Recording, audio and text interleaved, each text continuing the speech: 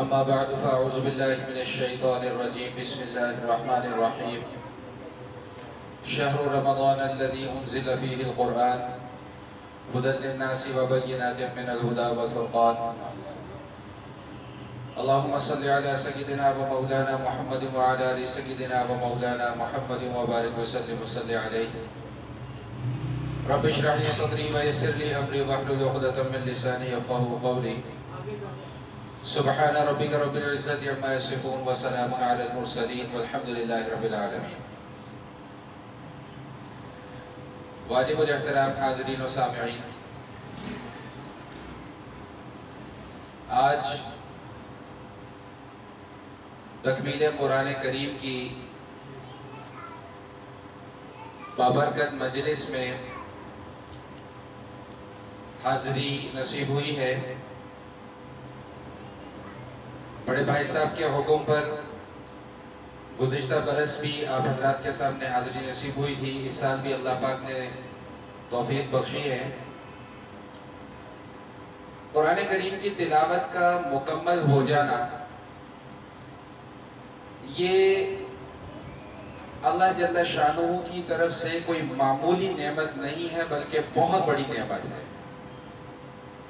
لیکن ہم اس نعمت کا ادراک اور شعور شاید ابھی تک کر نہیں پا رہے ہیں.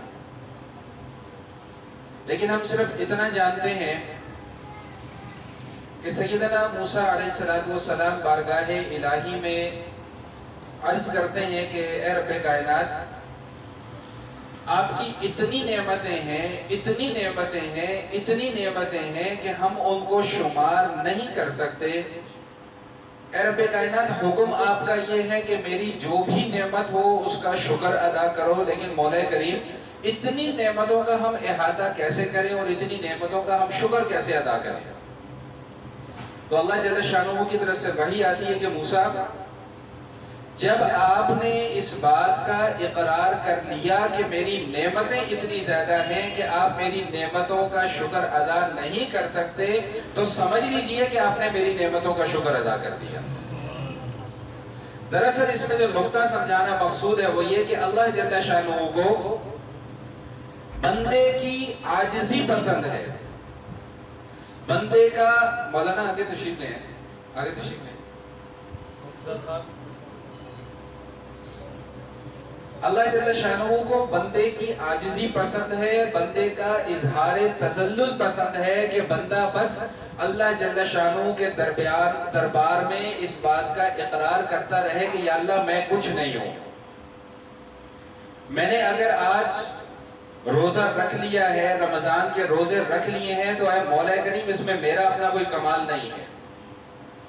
مجھے اگر اللہ جل شانہ نے قرآن پڑھنے کی، پڑھانے کی، سننے کی، سنانے کی سعادت نصیب فرمائی ہے، تو اے مولا کریم یہ صرف اور صرف آپ کی رحمت ہے، اس میں میرا اپنا کوئی کمال نہیں ہے. یہی وجہ ہے کہ آقا کریم علیہ الصلوۃ والتسلیم ہمیں ایک دعا سکھلاتے ہیں، لا حول ولا قوت الا باللہ، کہ اے مولا کریم نیکی کرنے کی طاقت بھی آپ کی توفیق کے بغیر نہیں، گناہ سے بچنے کی طاقت بھی آپ کی توفیق کے بغیر نہیں. آپ کی توفیق ہوگی تو گناہ سے بچ جائیں گے، آپ کی توفیق ہوگی تو نیکی کر لیں گے. اے مولا کریم ہم کچھ بھی نہیں. تو گفتگو کا آغاز میں نے اس عنوان پر کیا کہ اللہ تعالیٰ کی نعمتوں کا شکر ادا کرنا یہ بندے کے ذمہ لازم قرار دے دیا گیا ہے. لیکن اللہ جل شانہ کی رحمت اتنی وسیع ہے، اتنی بڑی ہے، اتنی عظیم ہے کہ ہم اس کا احاطہ ہی نہیں کر سکتے. اللہ تعالیٰ صرف ہم سے کام نہیں لیتے. اور بات کو آگے چلانے سے پہلے درمیان میں ایک بات اور بھی عرض کر دوں کہ اللہ کو ہماری ان عبادتوں کی ضرورت بھی کوئی نہیں ہے. ساری کی ساری کائنات اور کائنات کے اندر جتنی بھی مخلوق ہے وہ سب مل کر بھی جتنی ان کی زندگیاں ہیں وہ سب اللہ کی عبادت میں وہ صرف کر دیں تو اللہ کی شان کو ذرہ برابر بڑھا نہیں سکتے. اس کی اپنی شان ہے. اور اگر خدا نہ خواستہ کل کائنات اور کائنات کے اندر جتنی بھی مخلوق موجود ہے وہ خدا نہ خواستہ کہیں اللہ کی نافرمانی پر اتر آئے تو اللہ کی شان کو ذرہ برابر گھٹا نہیں سکتے. کل یوم هو فی شأن. ہر روز اس کی ایک نئی شان ہوتی ہے, ہر روز اس کی ایک نرالی شان ہے. تو اللہ جل شانہ ہم سے اگر کوئی محنت لے رہے ہیں, اگر کوئی مزدوری ہم سے کروا رہے ہیں تو بلا عوض نہیں کروا رہے. انسان کے مزاج, کیونکہ انسان کی تخلیق بھی اللہ نے فرمائی ہے, مزاج بھی انسان کا اللہ نے تخلیق فرمایا ہے, تو اللہ تعالیٰ انسان کے مزاج سے بھی واقف ہے کہ بغیر مقصد کے انسان کوئی کام نہیں کرے گا. ہم اپنی دنیاوی زندگی کے دنیاوی معاملات میں دیکھتے ہیں کہ الا ماشاء اللہ, کوئی شاید لاکھوں میں سے چند افراد ایسے ہوں جو بغیر غرض کے کسی کا کام کر دیتے ہوں. الا ماشاء اللہ. اللہ کرے کہ اللہ یہ اخلاق ہم سب کو نصیب فرمائے کہ ہم بغیر غرض کے اور بغیر عوض کے بھی کسی کا کوئی کام کر دیں. بنی اسرائیل کا ایک شخص ہے, اللہ جل شانہ نے چاہا کہ میں اس بندے کا امتحان لوں, اور اس کا امتحان لینے کے لیے اللہ پاک نے ایک فرشتے کو بھیجا. یہ صحیح حدیث آپ کو سنا رہا ہوں, اللہ کے حبیب صلی اللہ علیہ وسلم نے بیان فرمایا بات کہ اس بندے کا امتحان لینے کے لیے اللہ جل شانہ نے ایک فرشتے کو بھیج دیا. وہ شخص اپنے گھر سے باہر نکلتا ہے, راستے میں اسے وہ فرشتہ مل جاتا ہے. علیہ السلام ہوتی ہے, سلام تو ہاں بھائی کیسے ہیں, ٹھیک ہو جی, کہاں جا رہے ہیں؟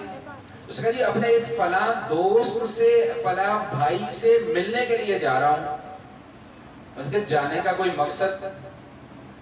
مقصد نہیں ہے, نہ اس کو میرے سے کوئی کام ہے, نہ مجھ کو اس سے کوئی کام ہے, نہ اس کو میرے سے کوئی غرض ہے, نہ مجھے اس سے کوئی غرض ہے. صرف میں اس سے دینی اعتبار سے محبت کرتا ہوں, اور اس محبت کا تقاضا ہو رہا ہے تو میں اس سے ملنے کے لیے جا رہا ہوں. تو اس فرشتے نے اسے بتایا کہ اللہ تعالیٰ نے مجھے تیری آزمائش کے لیے, فرشتے کو مجھے تیری آزمائش کے لیے زمین پر بھیجا, اور صرف تیری آزمائش مقصود تھی کہ تو اگر اپنے گھر سے کسی سے ملنے کے لیے نکلا ہے تو کسی غرض کی وجہ سے تو نہیں نکلا. تو جتنی محبت اس وقت تو اپنے اس دوست سے کر رہا ہے اور بغیر کسی غرض کے کر رہا ہے, بغیر کسی وجہ کے کر رہا ہے, تو اس بات کو لکھ لے, سمجھ لے کہ اس وقت اللہ جل شانہ اس سے کہیں زیادہ محبت تجھ سے فرما رہے ہیں. یعنی آپ اندازہ لگائیں, صرف ایک آدمی ایک دوسرے سے محبت کر رہا ہے اور بغیر کسی غرض کے محبت کر رہا ہے. تو عرض یہ کر رہا تھا کہ انسان کا مزاج سے اللہ واقف ہے نا, کہ انسان بغیر غرض کے کوئی کام نہیں کرتا. تو اللہ پاک نے بھی ہمیں غرض بھی بتلا دی کہ چلو تم روزے بھی رکھو, تم تراویح بھی پڑھو, تم قرآن بھی پڑھو, سنو بھی سناؤ بھی.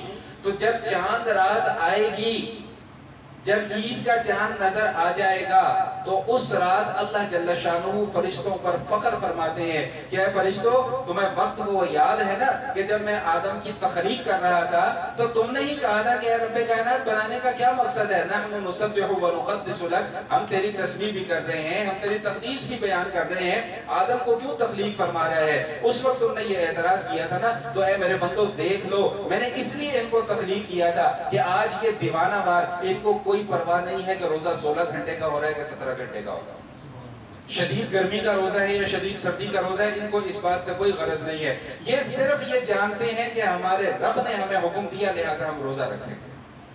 یہ صرف یہ جانتے ہیں کہ ہمارے رب نے حق میں ہمیں حکم دیا, اب چاہے تراویح میں 1 گھنٹہ لگ جائے, 1.25 گھنٹہ لگ جائے, 1.5 گھنٹہ لگ جائے, یہ اپنے سارے دنیاوی معاملات کو چھوڑ چھاڑ کر صرف میری محبت میں اور صرف مجھے راضی کرنے کے لیے مسجدوں میں چل چل کر آتے ہیں, دوڑ دوڑ کر آتے ہیں. تو اے فرشتوں گواہ رہنا اس بات پر کہ ان کے اس پورے مہینے کی مزدوری آج میں ان کو دے رہا ہوں, اور ان کی وہ مزدوری ان کی اجرت کی شکل میں دے رہا ہوں, اور ان کی اجرت کیا ہوگی کہ میں نے ان سب کے گناہوں کو معاف کر دیا. جیسے کہ ابھی حضرت صاحب بھی ارشاد فرما رہے تھے, اور میں نے قرآن کریم کی آیہ مبارکہ بھی وہ پڑھی, کہ جو رمضان کا مہینہ ہے, رمضان کا مہینہ, اس کو جو اللہ جل شانہ نے فضیلت بخشی ہے, یہ رمضان کے روزے کی وجہ سے نہیں بخشی ہے, رمضان کے روزے کی وجہ سے نہیں بخشی ہے فضیلت. شہر رمضان الذی انزل فیہ القرآن, کہ رمضان کو فضیلت اس لیے بخشی ہے کہ اس مہینے میں اللہ نے قرآن نازل کیا ہے. اور مجھے جب بھی ختم القرآن کے موقع پر جہاں بھی جانے کا موقع ملتا ہے اور گفتگو کرنے کا موقع ملتا ہے, تو میں ایک یہ بات ضرور عرض کیا کرتا ہوں. ایک نقطے کی بات آپ کو سمجھا رہا ہوں, اس کو ذرا پلے سے باندھ لیجئے گا. کہ اللہ جل شانہ نے قرآن کے علاوہ بے شمار کتب بھی نازل فرمائی اور بے شمار صحائف بھی نازل فرمائے، جن میں سے مشہور 3 کتابیں ہیں قرآن کے علاوہ، توراۃ، زبور، انجیل اور چوتھی قرآن۔ لیکن اس کے علاوہ بے شمار کتب اور بے شمار صحائف اللہ جل شانہ نے مختلف موقع پر مختلف انبیاء کرام پر نازل فرمائے۔ اور یاد رکھیے گا کہ وہ ساری کے ساری کتابیں اور وہ سارے کے سارے صحائف وہ اللہ کی کتابیں تھیں، اللہ کا کلام نہیں تھا۔ فرق محسوس کیجئے گا، اس کو سمجھیے گا ذرا۔ وہ ساری کی ساری اللہ کی کتابیں تھیں کہ اللہ نے قلم کو جب اس کائنات کی تخلیق فرمائی نا، حدیث شریف میں آتا ہے جب اس کائنات کی تخلیق فرمائی تو اللہ پاک نے سب سے پہلے قلم، پین کو پیدا کیا اور اس کو حکم دیا کہ لکھو۔ اس نے عرض کیا جی کیا لکھوں؟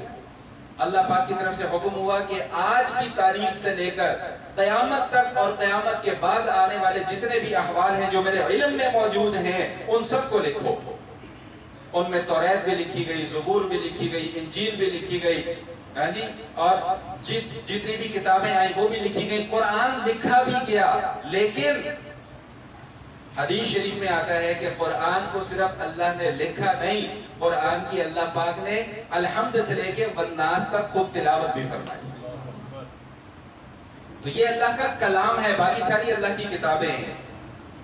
تو ذرا غور فرمائیے گا کہ میں اور آپ کتنے خوش نصیب لوگ ہیں کہ ہم اس کلام کو پڑھتے ہیں، اس کلام کو سنتے ہیں جس کو خود اللہ جل شانہ نے اپنی زبان مبارک سے تلاوت فرمایا ہو۔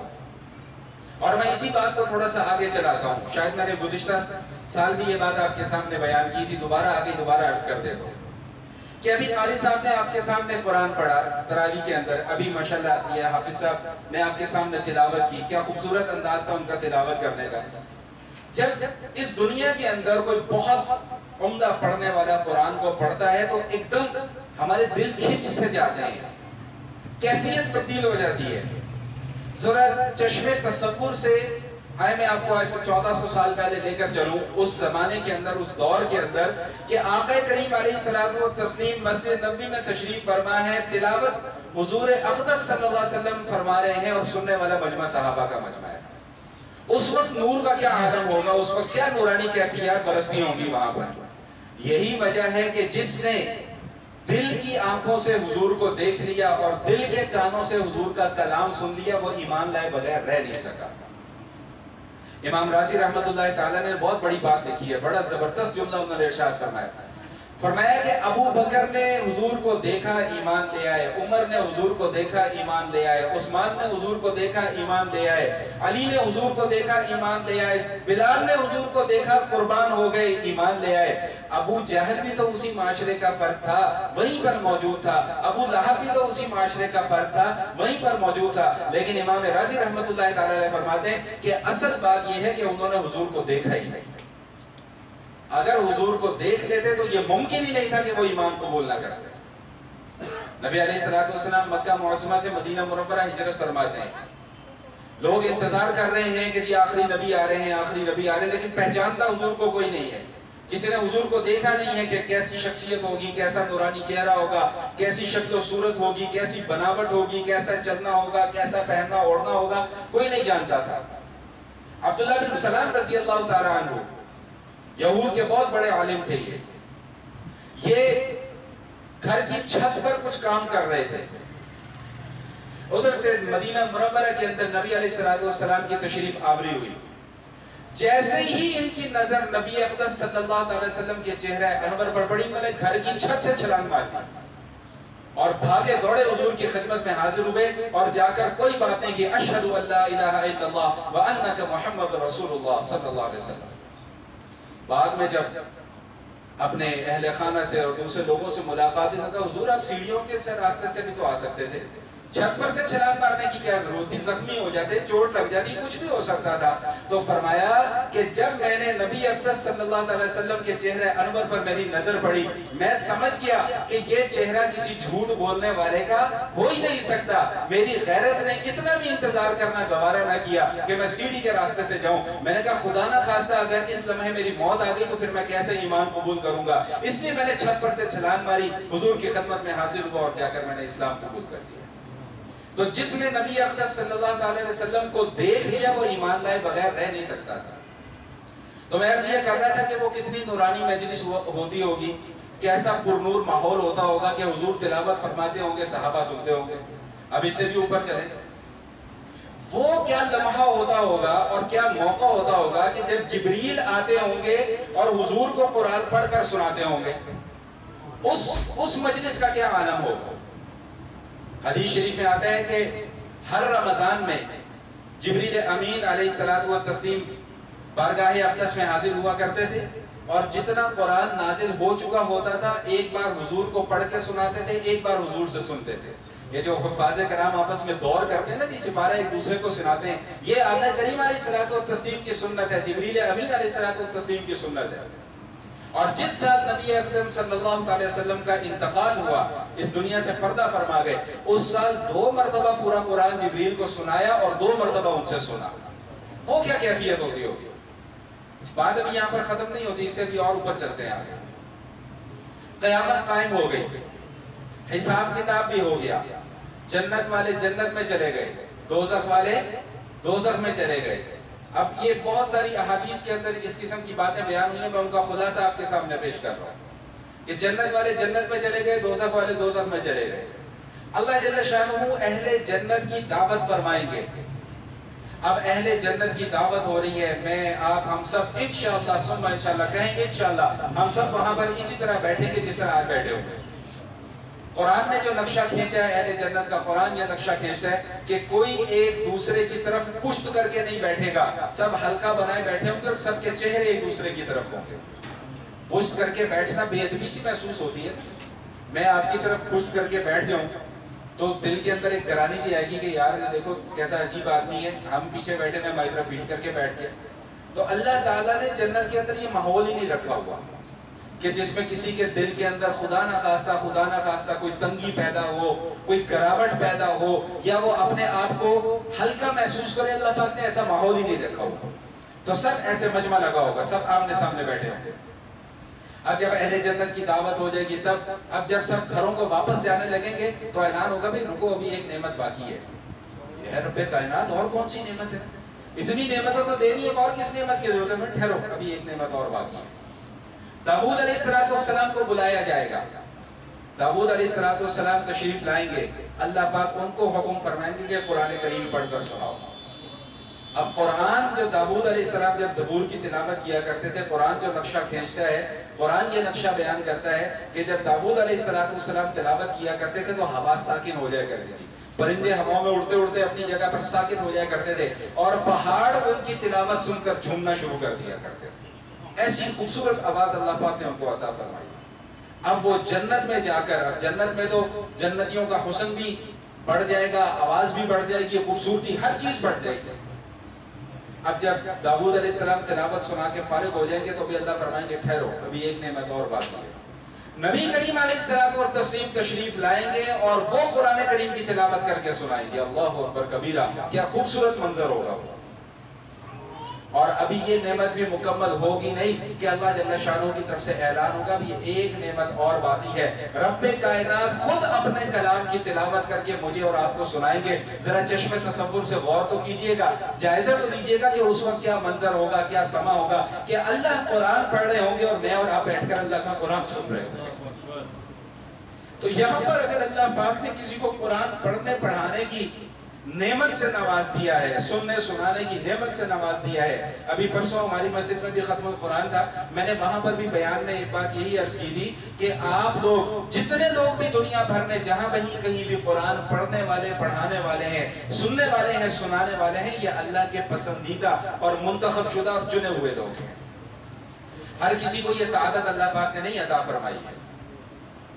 سینکڑوں ہزاروں لاکھوں لوگ اس وقت بھی ایسے ہیں, کوئی مارکیٹوں میں گھوم رہا ہے, کوئی بازاروں میں گھوم رہا ہے, کوئی شاپنگ کر رہا ہے, کوئی کاروبار کر رہا ہے, کوئی کچھ کر رہا ہے. آپ لوگ کیوں کاروبار کرنے نہیں گئے؟ آپ اپنی اپنی دکان پر کیوں نہیں گئے؟ آپ یہاں پر کیوں آئے؟ اس لیے کہ آپ کو اللہ نے یہاں پر بلایا ہے. تو قرآن پڑھنے والے, پڑھانے والے, سننے والے, سنانے والے یہ عام لوگ نہیں ہیں, یہ اللہ کے چنے ہوئے لوگ ہیں, اللہ کے منتخب شدہ لوگ ہیں. اور یاد رکھیے گا کہ جس کو اللہ اپنی رحمت سے نواز دے, دنیا کی کوئی طاقت اس کا کچھ نہیں بگاڑ سکتی.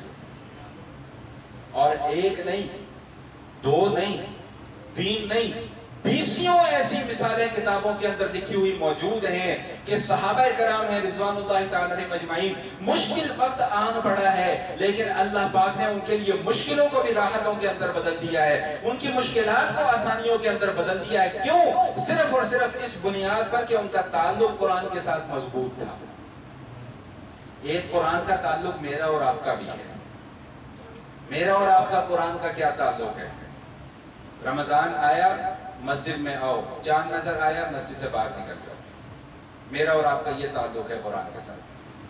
نیا مکان بنا لیا، نئی دکان بنا لی، 4-5 مولوی حضرات کو بلاؤ، ایک حلوہ شریف کی پلیٹ سامنے رکھ دو، ایک بوٹی شریف رکھ دو، 2 نان شریف رکھ دو، آپ کی دکان کے اندر بھی برکت ہو گئی۔ اب اس کے بعد چاہے آپ اس دکان میں سود کا لین دین کرو، چاہے آپ کینچیاں چلا کر لوگوں کو دھوکہ دے کر مال جیسا مرضی کماؤ، لیکن چونکہ آپ قرآن پڑھوا چکے ہو اس لیے یہ ساری کی ساری برکتیں اب آئیں گی، نعوذ باللہ من ذالک۔ ایک اور بھی قرآن کا تعلق ہے میرا اور آپ کا۔ شادی بیاہ کے اندر ساری رسمیں ہندوانہ، اول سے لے کر آخر تک ہندوانہ رسم و رواج، لیکن جب بچی کی رخصتی ہونے لگے تو چلو جی قرآن کے سائے میں بچی کو رخصت کر دو، بڑا کمال کیا۔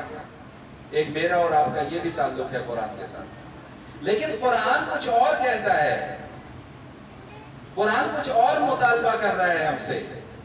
قرآن یہ نہیں کہہ رہا کہ مجھے نیا مکان بناؤ، نئی دکان بناؤ تو مجھے پڑھوا دینا، نہیں، قرآن یہ نہیں کہتا۔ بچی کی شادی ہو جائے تو میرے سائے میں رخصت کر دینا، قرآن یہ بھی نہیں کہتا۔ قرآن کہتا ہے وَلَقَدْ يَسَّرْنَا الْقُرْآنَ لِلذِّكْرِ فَهَلْ مِن مُدَّكِرٍ، کہ ہم نے اس قرآن کو نصیحت حاصل کرنے کے لیے نہایت آسان کر دیا۔ اب تم میں سے کوئی سمجھدار ہے، کوئی عقل مند ہے ایسا جو اس قرآن سے نصیحت حاصل کرے؟ اے مولا کریم، کیا نصیحت ہم نے حاصل کرنی ہے قرآن سے؟ اب قرآن کیا بتاتا ہے کہ شہر رمضان الذی انزل فیہ القرآن ھدی للناس وبینات من الھدی والفرقان۔ قرآن یہ تمہیں بتا رہا ہے کہ قرآن کو سیکھو، پڑھو، سمجھو، تاکہ تمہیں حق اور باطل کے درمیان میں تمیز کرنے کی صلاحیت پیدا ہو جائے، تاکہ تم پہچان سکو کہ حق کیا ہے اور باطل کیا ہے، تاکہ تم پہچان سکو کہ شرک کیا ہے اور توحید کیا ہے، تاکہ تم پہچان سکو کہ سنت کیا ہے اور بدعت کیا ہے، تاکہ تم پہچان سکو کہ نبی کا طریقہ کیا ہے اور میرا اور آپ کا طریقہ کیا ہے۔ قرآن تو ہمیں یہ تعلق بنانے کا حکم دیتا ہے۔ اور یقین مانیے گا کہ جنہوں نے اپنی زندگیاں قرآن سیکھنے سکھانے میں لگا دی، جنہوں نے اپنی زندگیوں کو قرآن کی خاطر قربان کر دیا، اللہ پاک نے ان کے بھاگ جگا دیے۔ اللہ تعالیٰ نے ہوائیں ان کے مسخر کر دی، دریا ان کے تابع بنا دیے، سمندروں کو اللہ پاک نے ان کے تابع بنا دیا کہ جاؤ تم میرے بندے ہو، دشت تو دشت دریا بھی نہ چھوڑے ہم نے، بحر ظلمات میں دوڑا دیے تھوڑے ہم نے۔ بھی مثالیں آپ کے سامنے آئیں گی انشاءاللہ۔ بڑا مشہور واقعہ حضرت عمر رضی اللہ تعالیٰ عنہ کے زمانے کا، آپ نے بہت سارے علماء سے سنا بھی ہوگا، ماشاءاللہ اہل علم حضرات ہیں، کتابوں کے اندر پڑھا بھی ہوگا۔ مصر کے اندر ہے دریا نیل۔ زمانے جاہلیت میں وہاں پر ایک رسم تھی کہ دریا خشک ہو جایا کرتا تھا تو ایک کماری لڑکی کو دلہن بنا کر، اللہ اکبر، کتنا بڑا ظلم تھا یہ، کتنا بڑا ظلم تھا، ایک کماری لڑکی کو دلہن بنا کر دریا کے سپرد کر دیا جاتا تھا اور دریا کے اندر پانی آ جایا کرتا تھا۔ اس بچی کا بیچاری کا کیا قصور؟ اور یہ جو بچیوں کے اوپر ظلم کرنے کی جو تاریخ ہے، یہ کوئی 1400-1500 سال پرانی تاریخ نہیں ہے، یہ ہزاروں برس پرانی تاریخ ہے کہ عورت کے کردار کو، عورت کی ذات کو، وہ بیٹی کی شکل میں ہو، بیوی کی شکل میں ہو، معذرت کے ساتھ برا نہ محسوس کیجئے گا، جب اس موضوع پر میں آ جاتا ہوں تو میں ضرور اس موضوع کے اوپر بات کیا کرتا ہوں کہ ہم عورت چاہے وہ بیٹی کی شکل میں ہو، چاہے وہ بیوی کی شکل میں ہو، ہم اس کو اپنے پاؤں کی جوتی سمجھتے ہیں، حالانکہ وہ پاؤں کی جوتی نہیں ہے۔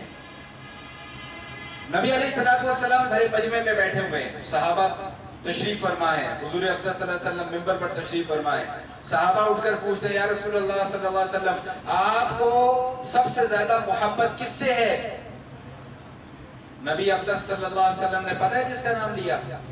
فرمایا مجھے سب سے زیادہ محبت عائشہ سے ہے، آج اگر کوئی دوستوں کی محفل میں اپنی بیوی کے ساتھ محبت کا اظہار کر دے کہتے جرودہ غلام ہے گا بڑھی تھلے لگ گیا تھے. حضور اقدس صلی اللہ علیہ وسلم کو کیا کہو گے جو بھرے مجمع میں کہہ رہے ہیں کہ مجھے عائشہ سے سب سے زیادہ محبت ہے؟ صحابہ حیران پریشان. عرض کہ نہیں یا رسول اللہ ہم آپ سے یہ پوچھنا چاہ رہے ہیں کہ آپ کو مردوں میں، یعنی وہ یہ چاہ رہے تھے کہ ہم میں سے شاید کسی کا نام لے لیا جائے، تو حضور کہہ سکتے تھے کہ مجھے ابو بکر سے سب سے زیادہ محبت ہے؟ فرمایا نہیں، فرمایا کہ مجھے عائشہ کے باپ سے سب سے زیادہ محبت ہے. آج ہم نے ساس سسر کے رشتے کو اور بیوی کے رشتے کو کیا سمجھا ہوگا؟ ہم نے بیوی کے ذمہ وہ کام لگا دیے جو اس کے کرنے کے ہے ہی نہیں. ہم بیویوں کو جب کسی کی بچی کو بیاہ کے اپنے گھر لے کر آتے ہیں نا، جب کسی کی بچی کو بیاہ کر اپنے گھر لے کر آتے ہیں تو ہم یہ سمجھ رہے ہوتے ہیں کہ شاید ہم کوئی ملازمہ لے کر آئے ہیں، حالانکہ وہ ملازمہ نہیں ہوتی. شریعت کے اگر فقہی مسائل کے اوپر بات کی جائے تو وہ تو ایک بہت وسیع مضمون ہے. میں صرف اس حوالے سے ایک دو باتیں اور عرض کرتا ہوں. کسی کے گھر بچی کی پیدائش ہو جائے وہ ہمارے لیے ایک عذاب بن جاتا ہے. بچی پیدا. اور لوگ نعوذ باللہ ثم نعوذ باللہ ایسے آ کر افسوس کا اظہار کرتے ہیں کہ جیسے خدا نہ خواستہ بچی نہ ہوگی کوئی قیامت آ گئی ہے. میری اپنی ماشاءاللہ 3 بیٹیاں ہیں. میری جب تیسری بیٹی کی پیدائش ہوئی تو میرے ساتھ یہ واقعہ چونکہ ہو چکا ہے اس لیے میں نے کہا چلو میں آپ کے سامنے بیان. تو ہمارے علاقے میں بہت سارے حلقہ احباب ہیں، وہ آئے مبارکباد دینے کے لیے. تو ایک خاتون آئی، عورت کی میں کہتا ہوں عورت کی سب سے بڑی دشمن خود عورت ہے. ایک خاتون آئی تو آ کے مجھے کیا کہتی ہیں، وہ پتہ لگ گیا سامنے توڑے گھر کڑی ہوئی ہے. میں کہا جی الحمدللہ. چلو جی اللہ دی مرضی. میں نے کہا کیوں جی، اگر بیٹا ہو جاتا تو وہ اللہ کی مرضی سے نہیں ہوتا؟ بیٹی میری ہے، پیدا میرے گھر ہوئی ہے، تمہیں کیا کی ٹینشن ہے؟ پالنا میں نے ہے، پڑھانا میں نے ہے، تربیت میں نے کرنی ہے، پرورش میں نے کرنی ہے، تمہیں کیا کی ٹینشن ہے؟ اور ایک جملہ اور یہ جو ہم کہتے ہیں جی اللہ دی مرضی.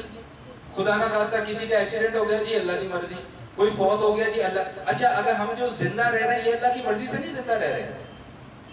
ہمیں جو نعمتیں میسر آ رہی ہیں یہ اللہ کی مرضی سے نہیں مل رہی ہمیں نعمتیں. بیٹا ہو رہا ہے، بیٹی ہو رہی ہے، یاد رکھیے گا کہ سب اللہ کی مرضی سے ہوتا ہے. ہم نے نعوذ باللہ خدا نہ خواستہ اللہ کا تصور ایک ایسا ہیبتناک اور خوفناک تصور پیدا کر دیا کہ موت ہوگی تو وہ اللہ کی مرضی سے، بیٹی ہوگی تو وہ اللہ کی مرضی سے، نقصان ہوگا تو وہ اللہ کی مرضی سے. تو بھائی یہ جو راحتیں مل رہی ہیں یہ پھر کس کی مرضی سے مل رہی ہیں؟ قرآن میں اللہ پاک کیا ارشاد فرما رہے ہیں، یخلق ما یشاء، جو چاہتا ہے پیدا کرتا ہے. یہب لمن یشاء اناسا، جس کو چاہتا ہے بیٹیاں دیتا ہے. یہب لمن یشاء الذکور، جس کو چاہتا ہے بیٹے دیتا ہے. او یزوجہم ذکرانا و اناسا، جس کو چاہتا ہے بیٹے بھی دیتا ہے، بیٹے بھی بیٹیاں بھی دیتا ہے. ویجعل من یشاء عقیما، اور جس کو چاہتا ہے کچھ بھی نہیں دیتا. تو جس کو دیا ہے اس کو بھی اللہ نے اپنی مرضی سے دیا ہے، جس کو نہیں دیا اس کو بھی اپنی مرضی سے دیا. ہم کون ہوتے ہیں غلط کاموں میں اور نیگیٹو کاموں میں اور منفی رجحان میں اللہ کی مرضی کو اس کے ساتھ خاص کرنے والے؟ اگر ہم آج تک یہ جملہ، میرا جو گفتگو کرنے کا مقصد ہے وہ یہ یاد رکھیے گا، میری جو تقریریں ہوتی ہیں، میرے جو حلقہ احباب ہیں وہ سب مجھے جانتے ہیں کہ میں وہ سبحان اللہ ماشاءاللہ الحمدللہ والی تقریریں نہیں کرتا. میرا مقصد یہ ہوتا ہے جہاں جاؤ کوئی کام کی 2-4 باتیں بتا کے آ جائیں. اب 2, 4, 5, 10 منٹ اوپر بھی ہو جائیں تو اس کو برداشت کر لیجئے، کیونکہ سال میں 1 مرتبہ تو ہم نے بیٹھنا ہے. تو جو نعمتیں ہیں وہ بھی اللہ کی مرضی سے ہیں. آج کی ساری نشست کا سبق بس اتنا یاد کر لیں کہ جو نعمتیں مل رہی ہیں وہ بھی اللہ کی مرضی سے، جو تکلیف آ رہی ہے وہ بھی اللہ کی مرضی سے آ رہی ہے. صرف تکلیفوں کے ساتھ اللہ کی مرضی کے لفظ کو خاص نہ کریں. اور اگر آج تک ہم ان موقعوں پر یہ الفاظ استعمال کرتے آئے ہیں تو ہمیں توبہ کرنی چاہیے اور اپنی اس غلطی کا اعتراف کرنا چاہیے کہ یا اللہ راحت بھی آپ کی مرضی سے ہے، تکلیف بھی آپ کی مرضی سے ہے، سکون بھی آپ کی مرضی سے ہے، پریشانی بھی آپ کی مرضی سے ہے. آپ کی مرضی ہے تو ہم راحت اور سکون میں، آپ کی مرضی نہیں تو ہم کچھ بھی نہیں. وَمَا تَشَاءُونَ إِلَّا أَن يَشَاءَ اللَّهُ رَبُّ الْعَالَمِينَ. لفظی ترجمہ تو اس کا بہت لمبا چوڑا ہے، میں اس کا سلیس ترجمہ کر دیتا ہوں کہ تم چاہ بھی نہیں سکتے جب تک کہ اللہ نہ چاہے. تمہاری چاہت بھی اللہ کی چاہت کی محتاج ہے. اللہ چاہے گا تو تم کو چاہ سکتے ہو، اللہ نہیں چاہے گا تو تم کو چاہ بھی نہیں سکتے. تو بات قرآن کے حوالے سے میں یہ عرض کر رہا تھا کہ اللہ جل شانہ کے قرآن سے، اللہ کے کلام سے جن لوگوں نے اپنا تعلق مضبوط کر دیا، اللہ پاک نے دریاؤں کو بھی ان کے تابع کر دیا. تو مصر کے اندر یہ جاہلیت کی رسم موجود تھی کہ جب پانی وہاں پر نہیں آتا تھا تو وہ ایک کنواری بچی کو دلہن بنا کر دریا کے سپرد کر دیا کرتے تھے، اور پھر شیطان کی تدبیریں، جتنا اختیار اللہ پاک نے شیطان کو دیا ہوا ہے ہم میں سے کسی کے پاس بھی وہ اختیارات نہیں ہیں۔ اس نے مانگی تھی کہ جی مجھے مہلت چاہیے تھا، پاک دی مہلت ہوئے، جا جو کر سکتا ہے کر لے، الا عبادک منہم المخلصین، لیکن میرے جو نیک بندے ہیں وہ تیرے قابو نہیں آئیں گے۔ وہ لڑکی کو دریا کے سپرد کرتے تھے، پانی آ جایا کرتا تھا۔ حضرت عمر رضی اللہ تعالیٰ عنہ کا زمانہ آ گیا، عمر بن عاص رضی اللہ تعالیٰ عنہ وہاں کے گورنر تھے، دریائے نیل خشک ہو گیا، وہ سارے کے سارے گورنر کی خدمت میں حاضر ہوئے کہ حضور دریا خشک ہو گیا، ہماری رسم یہ ہے کہ ہم ایک کنواری بچی کو دلہن بنا کے سپرد کریں کہ دریا کے تو پانی آئے گا ورنہ پانی نہیں آئے گا، اور اس وقت پانی کے بغیر اب رہ نہیں سکتے۔ میں کہا صبر کرو، اسلام اس ظلم کی قطعاً اجازت نہیں دیتا۔ انہوں نے وہاں سے خط روانہ کیا امیر المومنین سیدنا عمر بن خطاب رضی اللہ تعالیٰ عنہ کہ حضرت یہاں پر تو یہ ماجرا ہے۔ اللہ اکبر کبیرہ، کیا شان ہے عمر کی۔ انہوں نے 2 خط لکھے، ایک خط عمر بن عاص کو لکھا کہ خبردار زمانہ جاہلیت کی کسی رسم کے اوپر عمل نہیں کیا جائے گا، ان الاسلام تہدم ما کان قبلہ، اسلام آ گیا تو اب سارے رسم و رواج ختم، اب اگر اجارہ داری ہوگی تو وہ نبی کی سنت کی ہوگی، نبی کے طریقے کی ہوگی، اپنی مرضی سے ہم خود کچھ نہیں کریں گے۔ اور دوسرا ایک خط لکھا دریائے نیل کے نام کہ نیل اگر تو اپنی مرضی سے چلتا ہے تو ہمیں تیری ضرورت نہیں، نہ چلتا، لیکن اگر تو اللہ کے حکم سے چلتا ہے تو آج یہ اللہ کا بندہ عمر تجھے حکم دیتا ہے کہ جاری ہو جا۔ اللہ اکبر کبیرہ۔ کتابوں میں لکھا ہے کہ حضرت عمر رضی اللہ عنہ نے فرمایا کہ یہ خط جا کر نیل کے درمیان میں دفن کر دینا۔ کتابوں میں لکھا ہے کہ اور وہ دن ہے اور آج کا دن ہے، آج تک دریائے نیل خشک نہیں ہو سکا۔ کیوں؟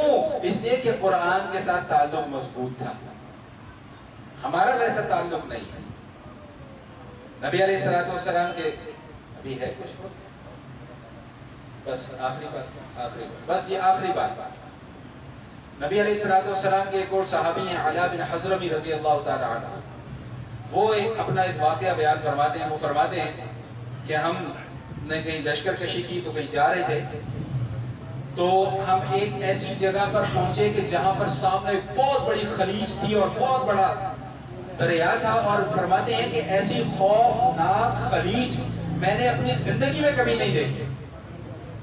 لشکر کو درمیان میں پانی کی ضرورت ہے، توجہ میری طرف ہے، توجہ ذرا میری طرف رکھو، آخری بات چل رہی ہے، بس توجہ میری طرف رکھو۔